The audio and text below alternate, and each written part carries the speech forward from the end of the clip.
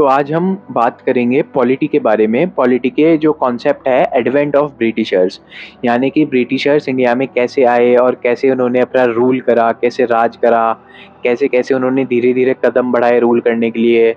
तो ये आज ये सब हम जानेंगे, क्योंकि एक एस्पिरेंट को तो जानना ही चाहिए और एक भारतीय के नाते हमें पता भी होना चाहिए कि हमारे इंडिया पे कैसे इंडिपेंडेंस हमें मिला और क्या-क्या कैसे हुआ।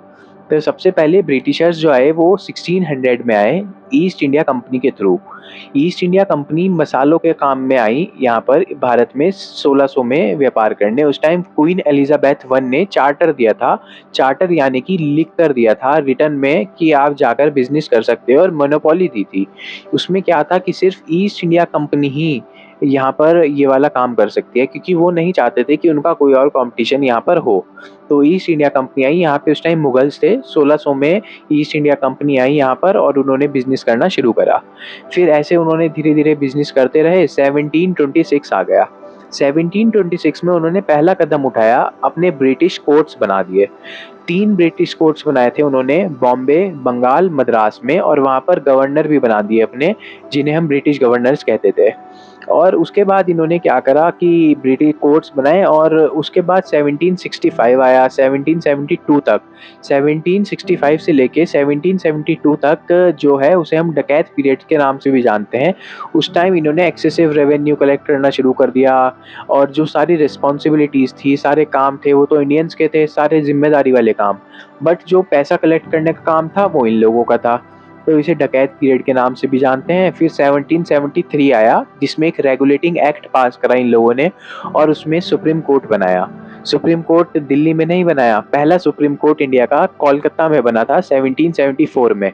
और वो ब्रिटिश कोर्ट्स से सवाल जवाब जो है वो ब्रिटिश पार्लियामेंट पूछ सकता था, और उस सुप्रीम कोर्ट को कुछ भी खास पावर नहीं दी। उसकी पावर जो थी वो सिर्फ कलकत्ता तक ही सीमित थी, और उसे सारे ऑब्वियसली सारे सवाल जवाब तो ब्रिटिश पार्लियामेंट को देने ही होते थे।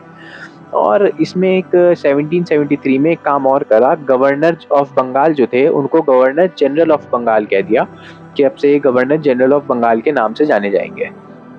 फिर 1781 एक एक्ट आया, अमेंडिंग एक्ट। उसमें इन्होंने अपने जो ऑफिसर्स थे उन्हें इम्यून कर दिया। उन्हें इम्यून कर दिया कि वो कोई भी काम अगर करते हैं उसके लिए वो लायबल या उनसे कोई सवाल जवाब नहीं पूछा जाएगा। फिर 1784 आया। 1784 में विलियम पिट्स थे, वो अपना एक एक्ट लाए पिट्स एक्ट के नाम से, और उस पिट्स एक्ट में इन्होंने इंडिया के 2 पावर्स को डिवाइड करा। यानी कि जो ईस्ट इंडिया कंपनी थी वो जो है एक कोर्ट ऑफ डायरेक्शन के थ्रू सारा काम करा करती थी, सारा बिजनेस देखा करती थी, और कोर्ट ऑफ डायरेक्शन को सब सवाल जवाब करा करती थी। और उन्होंने पिट्स एक्ट में एक बोर्ड ऑफ कंट्रोल बनाया, जो कि इंडिया के सारे पॉलिटिकल और एडमिनिस्ट्रेशन सिस्टम को देखेगा। क्या क्या इंडिया का पॉलिटिकल सिस्टम है सब कुछ वो देखेगा, बोर्ड ऑफ कंट्रोल। फिर 1793 आया, उसमें एक चार्टर एक्ट आया। वो इंडिया का पहला चार्टर एक्ट आया था 1793 में, जिसमें इन्होंने ईस्ट इंडिया कंपनी को रिन्यू कर दिया 20 साल के लिए, कि वो 20 साल तक और भी इंडिया में बिजनेस कर सकती है। फिर ऐसे ऐसे करते 20 साल गुजर गए। फिर 1813 आया। 1813 में इन्होंने इंडिया की मोनोपोली ख़त्म कर दी। यानी कि अब तक तो ईस्ट इंडिया कंपनी में जो है ईस्ट इंडिया कंपनी ही बिजनेस कर सकती थी इंडिया में आके। बट अब इन्होंने क्या करा कि कोई भी इंडिया में आकर बिजनेस कर सकता है, और ऐसा कुछ नहीं है, सब लोग एक आदमी भी अगर आना चाहे वो भी आकर इंडिया में बिजनेस कर सकता है, ट्रेड कर सकता है। फिर 1833 में इन्होंने क्या करा कि 1833 में पहला इंडिया का लॉ कमीशन सेटअप हुआ, और जिसके जो फर्स्ट मेंबर थे लॉर्ड मकॉले बने। Lord Macaulay was first member of Indian first law committee, और उनमें 4 मेंबर की कमेटी थी। वो जो 4th मेंबर थे उसकी पावर काफ़ी लिमिटेड थी, उसको कुछ ऐसी सच पावर नहीं दी। इसमें इन्होंने सोचा कि जो सिविल सर्वेंट्स हैं जो कि आज बनते हैं आईपीएस, आईएएस, तो इनके लिए एक ओपन कंपटीशन रखा जाए। सिर्फ सोचा, इम्प्लीमेंट नहीं करा अभी।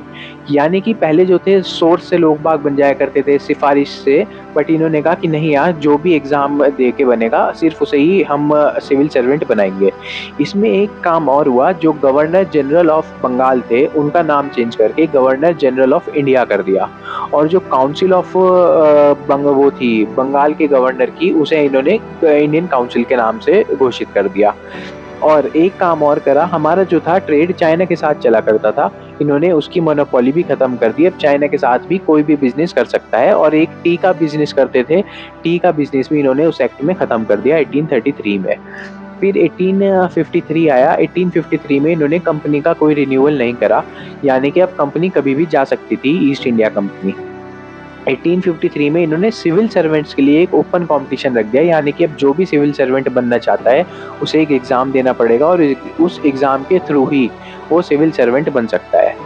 1853 का जो ये चार्टर एक्ट था, ये आखिरी चार्टर एक्ट था, क्योंकि इसके बाद 1857 में बहुत बड़ी लड़ाई हुई। आज़ादी की पहली जंग 1857 में हुई, रिवोल्ट जिसे हम कहते हैं। और उस टाइम पर जो है ब्रिटिशर्स सारे शॉक में चले गए कि यार ऐसा भी हो सकता है, मतलब बहुत ज़बरदस्त लड़ाई हुई 1857 में। और फिर उसके बाद ब्रिटिश गवर्नमेंट समझ गई कि यार जो इंडियंस हैं वो बाहर के लोगों को नहीं चाहते कि वो यहाँ पर आकर बिजनेस करें। तो उन्होंने 1858 में गवर्नमेंट ऑफ इंडिया एक्ट लाए, जिसे हम क्राउन रूल का टाइम भी कहते हैं।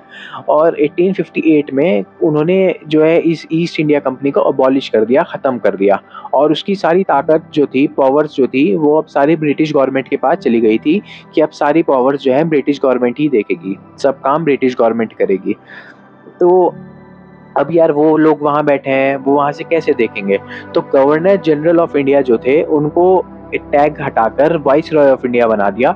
जो इंडिया के पहले वाइसरॉय थे, वो लॉर्ड कैनिंग बने। लॉर्ड कैनिंग के हाथ में सारी पावर दे दी इंडिया को सँभालने की। जो ब्रिटिश इंडिया था, उसका सारा तामझाम सब कुछ वो देखा करते थे। और जो उन्हें जो सारी पावर्स थी उनको जवाब देना पड़ता था। एक सेक्रेटरी ऑफ स्टेट बनाई, जो कि ब्रिटिश में थी, लंदन में थी।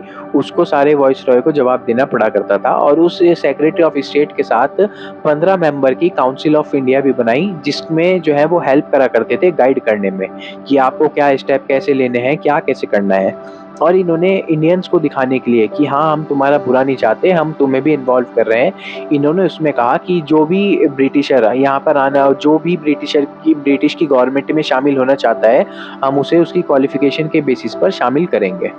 1858 में इतना हुआ, फिर 1909 आया। 1909 में इंडियन काउंसिल्स एक्ट आया। इंडियन काउंसिल्स एक्ट में इन्होंने मॉन्टीज़, उसे हम जानते हैं मॉर्ली मिंटो रिफॉर्म के नाम से। जो मॉर्ली थे वो सेक्रेटरी थे, मिंटो जो थे वो वाइसरॉय थे। और रिफॉर्म में मतलब इन्होंने पहली बार कम्युनलिज्म शुरू करा। मिंटो को हम फादर ऑफ कम्युनलिज्म के नाम से भी जानते हैं। कम्युनलिज्म क्या करा इन्होंने? इन्होंने देखा कि यार इंडियंस जो हैं वो इकट्ठे होते जा रहे हैं, इनमें एकता बढ़ती जा रही है और ये हमारे लिए दिक्कत है। तो मिंटो ने पहली बार भेदभाव लाए मुस्लिम और हिंदू के बीच में। उन्होंने क्या करा कि मुस्लिम्स के लिए सेपरेट इलेक्टोरेट बॉन्ड बनाया कि मुस्लिम्स जो है वो सिर्फ अपने ही लोगों को, मुस्लिम्स को ही वोट देके इलेक्ट करा सकते हैं और बाकी दूसरों को नहीं दे सकते।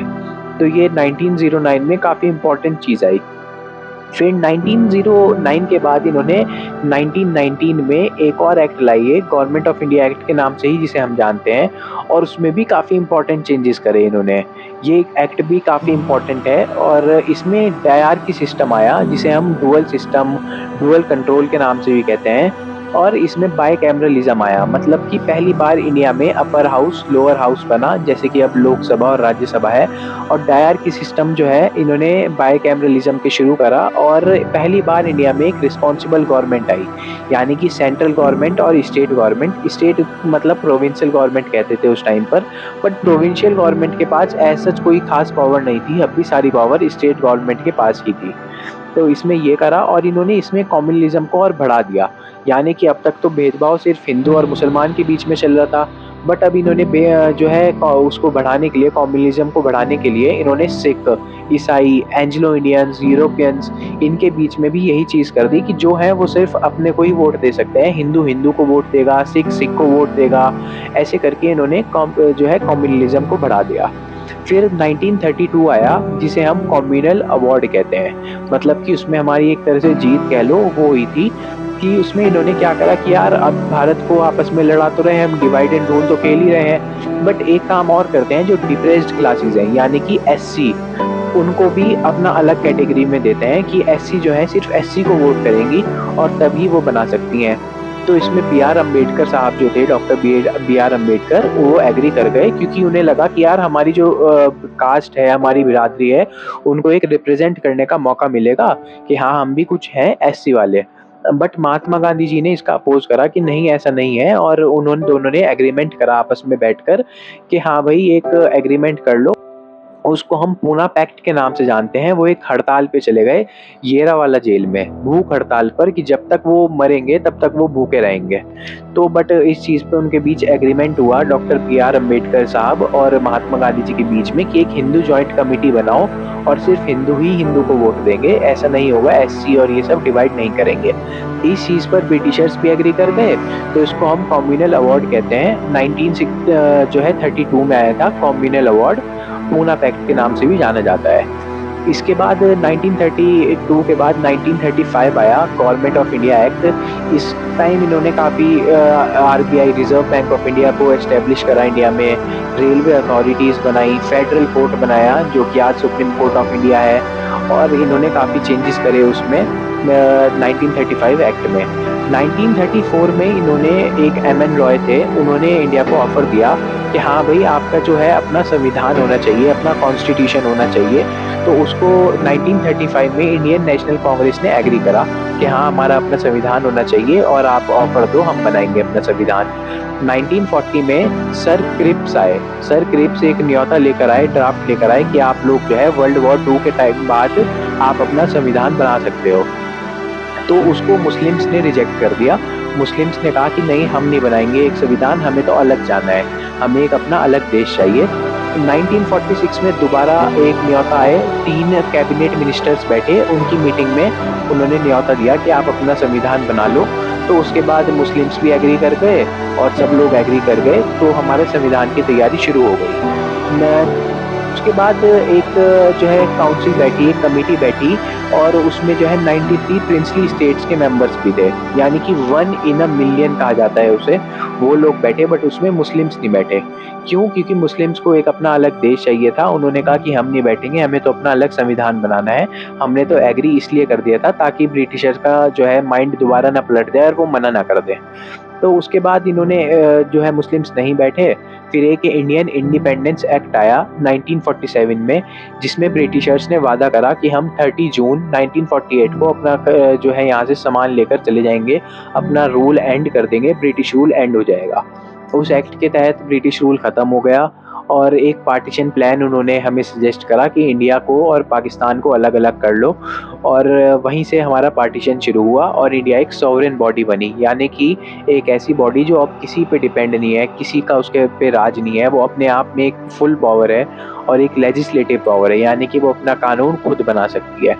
फिर इस तरह से हमारा वो बना, और 1949 में नवंबर में हमारी फर्स्ट कमेटी बैठी जिसने हमारा संविधान की तैयारी शुरू करी, और 26 नवंबर को थर्ड रीडिंग के बाद हमारा संविधान आया। लेकिन हमारा पूरा संविधान नहीं आया था, हमारा संविधान 2 हिस्सों में आया था, हमारा कॉन्स्टिट्यूशन 2 हिस्सों में आया था। पहला कॉन्स्टिट्यूशन जो हमारा पहला पार्ट जो कॉन्स्टिट्यूशन का था वो नवंबर 1949 में आया था, क्योंकि उसमें सिर्फ 16 आर्टिकल्स आए थे, सिर्फ 16 आर्टिकल्स, जो जैसे कि आर्टिकल 60 आया था ओथ ऑफ प्रेसिडेंट। बट बाकी सारे आर्टिकल्स क्यों नहीं आए? क्योंकि कुछ आर्टिकल्स ऐसे थे जो प्रेसिडेंट को बनाने के लिए ज़रूरी थे, डेफिनेशंस बहुत ज़रूरी थी, तो ये सब आर्टिकल 394 में बताया हुआ है। फिर उसके बाद आर्टिकल 394 के बाद हमारा जो पूरा संविधान आया वो 26 जनवरी 1950 को आया था। तो इस तरह से भारत का संविधान बना था, इस तरह से भारत आज़ाद हुई थी। ये सब पूरा भारत का एक लॉ है और एक भारत का इतिहास रहा है। अगर आपको ऐसी वीडियो अच्छी लगी तो प्लीज़ लाइक एंड सब्सक्राइब करिए, एंड मैं ऐसी वीडियोज़ लाता रहता हूँ और ये इन्फॉर्मेटिव वीडियोज़ अच्छी देता हूँ।